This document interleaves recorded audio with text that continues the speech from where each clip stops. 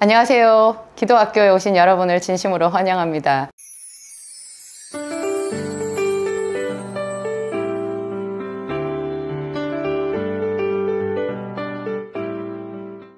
아주 날씨가 더워요. 그래서 제가 옷을 이렇게 좀 헐렁한 거를 입었는데 땀이 나가지고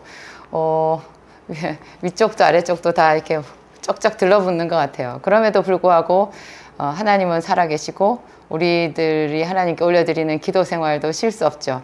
그래서 제가 이 무더운 여름에 여러분들에게 좀 색다른 또 말씀을 준비했습니다. 천국에 들어가기 위한 비용, 대가, 그런 제목인데요. 물론 여러분들 천국은 돈으로도 못 가요. 노력해도 못 가요. 아이들 찬양이 있더라고요. 오직 믿음으로 가는 나라, 하나님 나라, 그런 그 주일학교 찬양이 있잖아요. 우리는 은혜로 천국을 가죠. 그럼에도 불구하고 이것에 대한 묵상은 분명히 있어야 되는 것 같아요. 우리는 좀 듣기 좋은 말, 내가 듣고 싶은 말만 붙잡으려고 하는 그런 속성이 있거든요. 듣기 싫은 것은 그냥 흘려버리는 거예요. 이쪽 귀로 들어갔다가 이쪽 귀로 나가는 거죠. 그래서 하나님께서, 예수님께서 우리 마음에 그 돌이 있고 가시가 있고 흙이 얇은 돌밭 같은 마음을 가진 사람들이 있다, 그런 말씀을 하신 것 아니겠어요? 어떤 사람이 가시가 많고 어떤 사람이 흙이 얇은 돌밭이고 이렇게 정해져 있는 게 아니고요. 제 생각에는 우리 모두에게 다 그런 속성이 고루고루 갖춰져 있어요.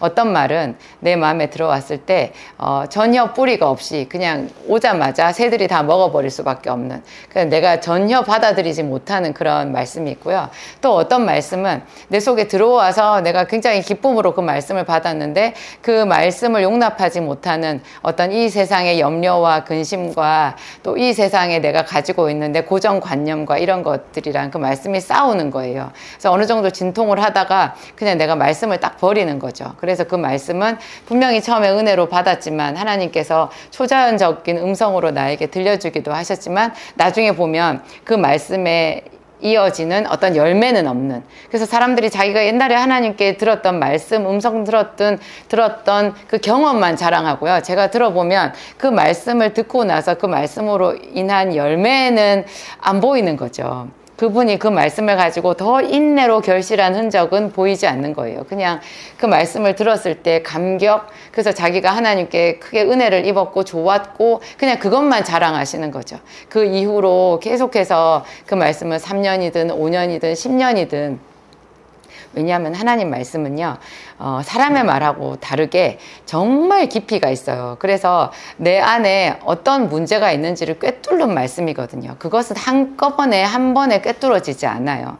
그래서 하나님이 우리한테 시간을 두고 네가 이 말씀을 가지고 계속해서 네 자신을 쳐서 나에게 복종시키고 네 자신 속에 있는 굳은 마음을 제거하고 부드러운 마음이 되기 위해서 노력해 보렴 하는 그런 뜻에서 한 10년짜리 20년짜리 과제로 주신 거거든요. 근데 사람들은 그걸 잊어버리는 것 같아요. 그래서 듣고 그냥 그렇죠, 자기 자랑만 남는 거죠. 나중에 열매는 없는. 하여튼 그렇죠. 네, 하나님의 어떤 말씀을 가지고 우리가 그 믿음으로 생활하다가 한 번씩 이렇게 확 부딪히는 것들이 있거든요. 그럼 부딪히는 것들이 있었을 때, 사람들이 자기 안에서 그 원인을 찾지 않고 주변에서 원인을 찾는 경우가 거의 대부분이에요. 우리들 그릇이 그래요. 그렇게 하다가 어떤 사람을 미워하게 되고 어떤 사람과 거리를 두게 되고 혹은 그렇죠, 어떤 공동체를 떠나게 되고 그런 식으로 이제 반복하게 되는 건 것 같아요. 그래서 신앙생활을 오래 해도 어떤 영적인 지경에 큰 확장이 없고 그냥 옛날에 10년 전의 나나 지금의 나나 믿음의 분량이 비슷한 채로 그냥 그렇게 자기 만족 속에서 살아가는 사람들이 많이 있는 거죠. 천국에 들어가기 위한 비용, 이 말씀도요, 분명히 우리가 믿음으로 어떤 은혜로 가는 것이 맞지만 그 하나님의 또 다른 말씀들을 보면 이게 그렇게 단순한 문제가 아니라는 것을 알게 돼요. 예를 들면 예수님께서도 누구든지 나를 따라오려거든 자기를 부인하고 자기 십자가를 지고 나를 쫓을 것이니라, 그렇게 얘기했거든요. 자기를 부인한다.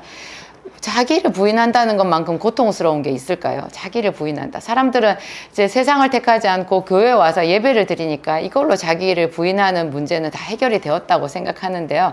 그렇기 때문에 교회 안에 여전히 거친 사람들이 많고 여전히 성화가 덜 된 그런 연약한 사람들이 많은 거 아닌가 그런 생각이 들어요. 자기를 부인하고 자기 십자가를 지고 나를 쫓을 것이니라 이 말씀도 우리가 한 번에 생각하고 끝낼 일은 아니고요. 평생 이 말을 계속해서 그때그때 내 상황 따라 사안마다 적용해야 되는 그런 주옥 같은 말씀이거든요. 자기를 부인하는 일은 한 번에 끝나는 일이 아니고요. 계속해서 이루어져야 되는, 끊임없이 이루어져야 되는 그런 믿음의 연속 행보라는 생각이 들어요. 그 천국에 들어가기 위해서는 또 예수님께서 이렇게 말씀하셨어요. 너희 앞에 넓은 길이 있고 좁은 길이 있지 않냐. 좁은 길로 가기를 힘쓰라. 좁은 문으로 가기를 힘쓰라. 근데 우리는 이제 믿고 천국 간다고 생각하잖아요. 제가 한 번은 저희 남편 목사님한테 이런 간증을 들었어요.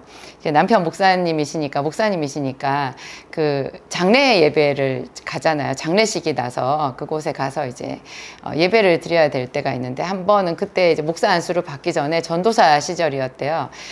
그때 이제 담임 목사님께서 어떤 성도의 집에 이제 장례가 나서 그 집에 가서 이제 예배를 인도하고 그 장례식장에 가서 예배를 인도하라고 그렇게 지시를 하셔가지고 거기를 갔는데 가면서 고민이 많았대요.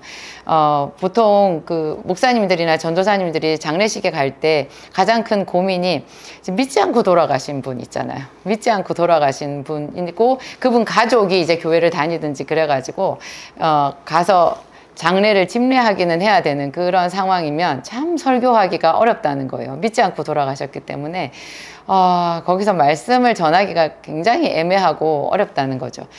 그때 우리 목사님, 우리 전도사님도 마찬가지였는데 다행스럽게도 그 돌아가신 분이 그 임종 직전에 예수님을 영접했다는 거예요. 예수님을 영접했대요. 영접 기도를 따라 했대요. 그러니까 얼마나 참 안도의 한숨이 나오잖아요. 다행이다. 그래가지고 가서 담대하게 그 유족들도 있는 데서 막 선포를 했대요. 이분 천국 가셨다고. 다 같이 기뻐하자고. 참 하나님께서 은혜를 주셔가지고 이분 천국도 가셨고 영생을 얻으셨으니까. 하여튼 이러면서 이제 그러면 말하기가 좋잖아요. 그 유족들에게도. 그렇게 해서 이제 선포하고 그렇게 예배를 집례하고 돌아왔는데 돌아오는 길에 하나님께서 성령께서 굉장히 싫어하시더라는 거예요. 가끔 우리가 하나님을 잘 못 느끼잖아요. 그런데 저희 목사님도 뭐 항상 그렇게 성령에 민감하고 그런 거는 아니거든요. 이따금씩 이제 강력하게 그런 그 하나님의 터치가 있을 때가 있는데요. 그 전도사 시절에 그날 그랬대요. 하나님께서 굉장히 싫어하시더라는 거예요. 마음에 말씀하시더래요. 그래서 무슨 일인가 하고 질문을 했더니 네가 뭔데 그 사람 천국 갔다고 말했냐고. 아니 영접 기도를 했다고 그러던데요. 그러니까 그게 아니라고 말씀하셨다는 거예요. 그냥 입으로만 따라한 거지 믿음으로 한 것이 아니라고. 그 사람이 천국을 가든 가지 않든 그것은 하나님의 영역에 속했는데 네가 너무나 경솔하게 섣불리 거기서 모든 사람들 앞에서 선포했다라는 거예요. 단언했다라는 거예요. 그래서 하나님이 굉장히 싫어하시더래요. 우리가 믿음으로 입으로 시인하면 천국을 간다라는 말이 맞는데요. 그 믿음으로라는 말이 그 참 하나님이 보시기에 믿음이어야 한다라는 거죠. 우리가 생각할 때 그냥 겉으로 입으로만 따라 한다고 해서 그게 믿음은 아니라는 거죠. 사람들은 흔히 예수님과 함께 십자가에 달렸던 그 강도를 많이 말하잖아요. 예수님 오른편에 왼편에 다 똑같이 예수님이랑 같이 십자가형을 선고받고 그 매달린 죄수들이 있었잖아요. 강도들이라고 했거든요. 근데 어떤 복음서에 나오잖아요. 누가복음인가요? 하여튼 그 복음서에 그 중에 한 강도가 주여 주의 나라가 임할 때 나를 생각하소서 이렇게 말했대요. 그 직전에 무슨 일이 있었냐면 그 강도 한 사람이 예수님을 욕한 거예요. 지도 같이 매달려가지고 그 밑에 십자가 밑에 있는 사람들이 예수님을 네가 하나님의 아들이거든 십자가에서 내려오라 그러면서 조롱했잖아요. 다 조롱했어요. 저가 다른 사람은 구원하되 자기는 구원하지 못했도다 하면서 예수님의 옷을 제비 뽑아 나누고 조롱하고 그랬잖아요. 그게 다 구약성경에 예언이 되어 있는 거였는데요. 그 강도들의 하나도 그렇게 예수님을 욕한 거예요. 그랬더니 또 다른 강도 하나가 이 욕하는 강도를 책망한 거죠. 우리는 온전히 우리 죄 때문에 이렇게 된 것이 아니냐. 그러나 이분이 행한 것은 악한 것이 하나도 없고 이분이 행한 것은 다 선한 일이다. 그렇게 얘기를 하면서 그 순간에 예수님께 말한 거예요. 주여 당신의 나라가 임할 때 나를 생각하소서. 이렇게 말한 거예요. 그랬더니 예수님께서 네가 오늘 나와 함께 낙원에 있으리라 그렇게 말했어요. 이 의미심장한 짧지만 이 의미심장한 대화가 얼마나 우리에게 주는 파장이 큰지 몰라요. 오늘 네가 나와 함께 낙원에 있으리라. 그러면 천국은 당장 가는 것인가 낙원이라는 것이 있구나 막 이런 쪽으로 묵상을 하기도 하고요. 실컷 악을 다 저질렀는데 딱 죽기 전에 마지막에 주여 주여 주여 이렇게만 불러도 천국 가는 수가 있구나. 이렇게 또 많이 사람들이 생각하기도 하죠. 물론 다 맞는 말씀이에요. 그런데 이 강도가 그 죽어가면서 그 고통 속에서 예수님께 했던 그 고백을 다시 한번 생각해 봐요. 얼마나 그 십자가에서 수치스럽고 얼마나 온몸이 잠깐 눈도 뜨지 못할 정도로 그런 고통이잖아요. 고통과 수치와 피범벅이 된 그 십자가 위에서 예수님을 생각했다라는 거예요. 자기는 자기 죄 때문에 이렇게 되지만 예수님은 악을 행한 분이 아니라는 거죠. 저분은 오로지 선한 분이라는 거예요. 그러면서 저분이 하나님이라는 걸 생각하고 당신의 나라가 임할 때 나를 기억하소서, 나를 생각하소서 이렇게 말했던 거예요. 이거 정말 아무나 할 수 없는 그런 온전한 믿음의 고백이라는 거죠. 우리 중에 자기 좋을 대로 육체대로 다 살다가 마지막 죽기 전에 이렇게 고백할 사람 있을까요? 여러분 쉽지 않아요. 그거를 빌미 삼아서 자기는 아직까지 교회 갈 때가 아니라고 이제 더 많이 놀다가 마지막에 죽기 전에 그때 예수 믿을 거라고 이렇게 말씀하시는 분이 있는데요. 그렇게 말하게 내버려 두세요. 어쩔 수 없어요. 그렇게 말하는 사람들은. 우리가 이런 데서 알 수 있는 거 믿음이라는 게 그렇게 가볍지 않다라는 거. 정말 혼신의 힘을 다해서 자기를 부인하면서 그 강도가 자기를 부인한 거잖아요. 자기의 고통을 부인하고 자기의 수치를 부인하고 그 고통과 수치 속에서 또 다른 강도처럼 자기도 그냥 입에 독밖에 안 나올 거거든요. 우리가 고통을 당해보세요. 좋은 말 안 나와요. 여러분 자기가 엄청 힘들고 고통스러울 때 다른 사람의 의로움이나 그의 선함이나 그런 것을 생각할 머리가 있나요? 없어요. 그러니까 이 강도는 그 고통을 부인하고 자기 입에서 나오는 온갖 저주의 말을 부인하고 혼신의 힘을 다해서 예수 그리스도를 주라고 시인하고 그 앞에 자기의 죄를 자복한 거예요. 그래서 그 믿음으로 네가 오늘 나와 함께 낙원에 있으리라 이렇게 된 거죠. 제가 오늘 여러분들한테 읽어드릴 말씀이요. 누가복음 14장 26절부터 33절까지인데요. 이렇게 되어 있어요. 무릇 내게 오는 자가 자기 부모와 처자와 형제와 자매와 및 자기 목숨까지 미워하지 아니하면 능히 나의 제자가 되지 못하고 누구든지 자기 십자가를 지고 나를 쫓지 않는 자도 능히 나의 제자가 되지 못하리라. 이 십자가는요 고통이고 수치고 그렇죠. 정말 버리고 싶은 짐이에요. 근데 이거를 자기 앞에 이것이 왔을 때 남을 원망하지 않고 뭐 어떤 사람 때문에 내가 이렇게 되었다라고 다 그렇게 우리가 여길 수밖에 없거든요. 현실적으로는. 그런데 누구 탓도 하지 않고 그거를 지라는 거예요. 그거를 지고 예수님을 쫓으라는 거죠. 그 말씀으로 그 고통을 이기라는 거죠. 그런 자가 예수님과 함께 동행할 수 있는 합당한 자라는 거예요. 그러면서 그 뒤에 기가 막힌 비유가 나오는데요. 너희 중에 누가 망대를 세우고자 할진대. 이 망대가 오늘날로 치면 어떤 건축물이라고 보면 되거든요. 망대, 건축물을 세우고자 할 때 자기의 가진 것이 준공하기까지 족할런지 앉아 비용을 예산하지 않겠느냐. 그렇죠. 비용을 예산하지 않고 턱 버려가지고 기초만 쌓고 능히 이루지 못하면 우리 길 가다가 그런 버려진 건물들이 있죠. 폐가처럼 된 거. 그럼 얼마나 이게 부끄러운 일이겠어요. 또 어떤 임금이 다른 임금 임금과 싸우러 나갈 때, 전쟁에 나갈 때 먼저 앉아서 자기가 1만의 군사가 있어요. 근데 저쪽에는 2만의 군사예요. 근데 내가 가진 이 1만으로 저 오는 2만을 대적할 수 있을까? 비록 숫자는 적지만 나에게 전략이 있고 나는 하나님께 기도하니까 여러 가지 이런 걸로 하나님께서 나와 함께 하셔서 이길 수 있을 것이다라는 이런 확신, 어떤 전략 이런 거를 갖고 나가야지, 그런 거 헤아리지 않고 그냥 무조건 나가서 싸우는 사람이 있느냐는 거예요. 그렇게 헤아려 봤을 때 만약에 내가 싸워서 이기지 못할 것 같으면 아직 적이 가까이 다가오기 전에 화친할 방법을 도모하는 것이 맞지 않겠느냐. 그러면서 이렇게 말씀하셨어요. 이와 같이 너희 중에 누구든지 자기의 모든 소유를 버리지 아니하면 능히 내 제자가 되지 못하리라.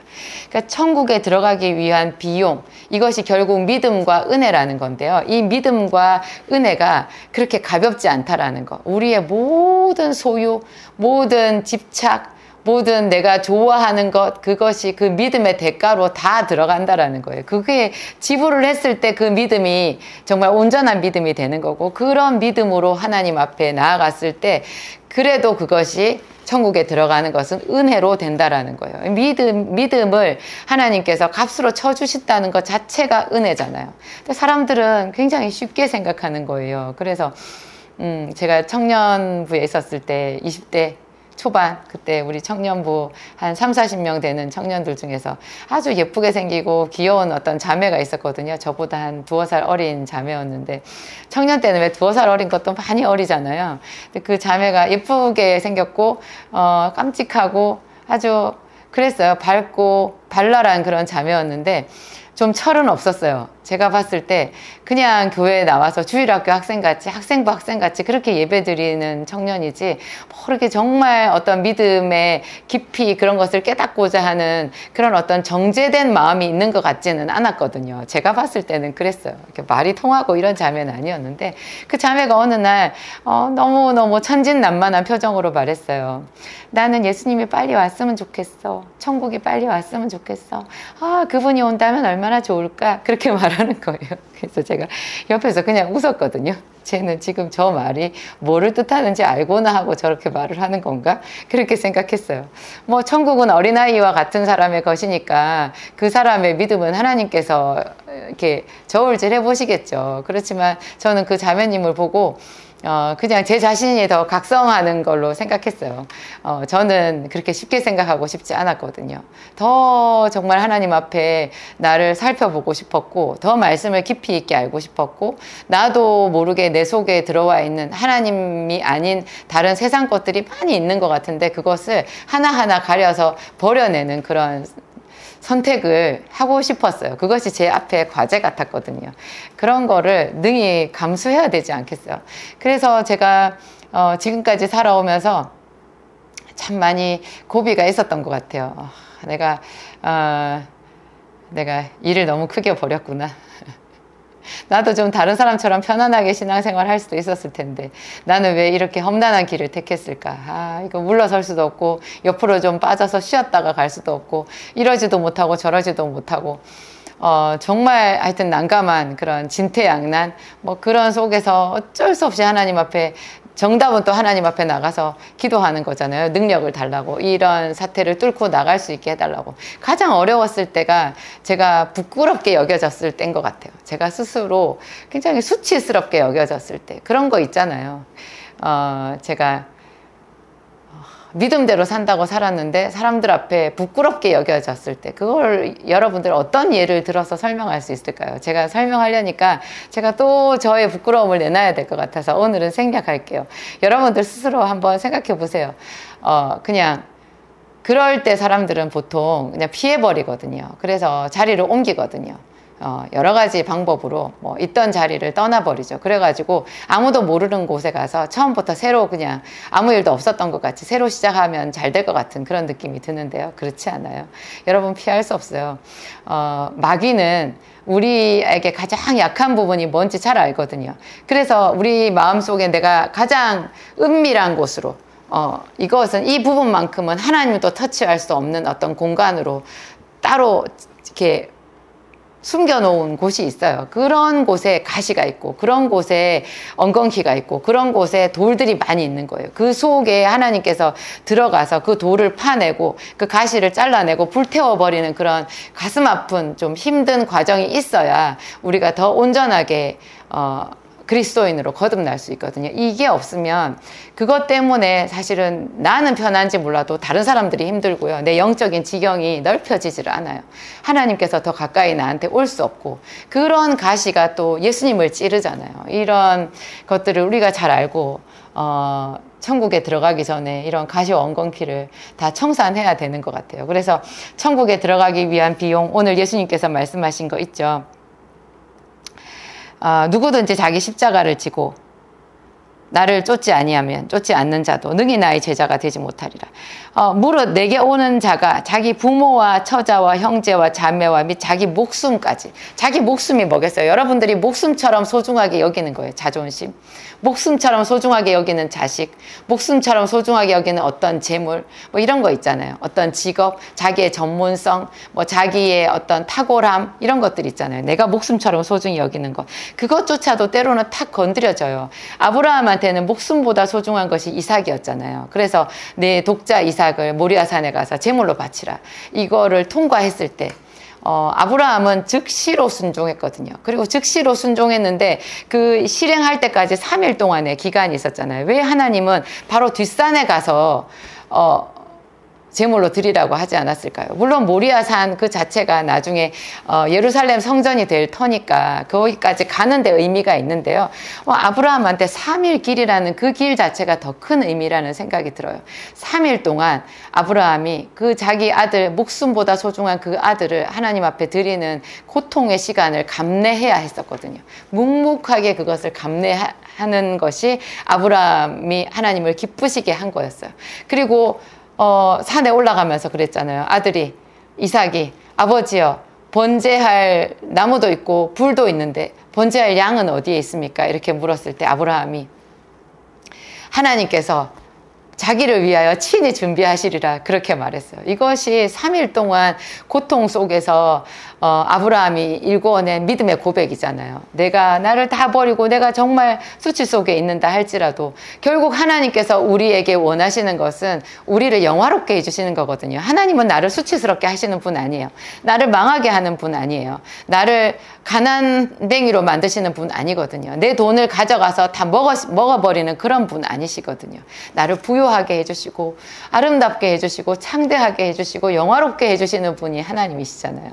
잠깐 내가 낮아지는 것 감내해야 되는 그런 하나님의 테스트일 수 있고요. 또 마귀가 우리를 조롱하고 우리를 유혹하는 그런 수렁일 수 있는 거예요. 이거를 통과할 때 우리 목숨을 잃어버리는 것 같은 그런 모의 체험이 있을 수 있죠. 이거를 잘 통과하면 정말 하나님께서 주시는 큰 상급이 있고요. 제가 그 일부는 작년에 저도 암송고를 받고 수술하고 항암하면서 겪었던 것 같고, 그 전에도 그 이후에도 질병 이외에도 이런 그 마음속에 자존심과 싸워야 되는 그런 일들도 많이 있었던 것 같아요. 여러분들도 삶 속에서 이런 거 어떤 게 있었나 한번 묵상해 보시고, 아직까지도 내가 직면하지 못한 거 있다면 한번 다음번에는 내가 물러서지 아니하고 돌파해 보리라, 그런 결심해 보시기 바랍니다. 기도하시겠습니다.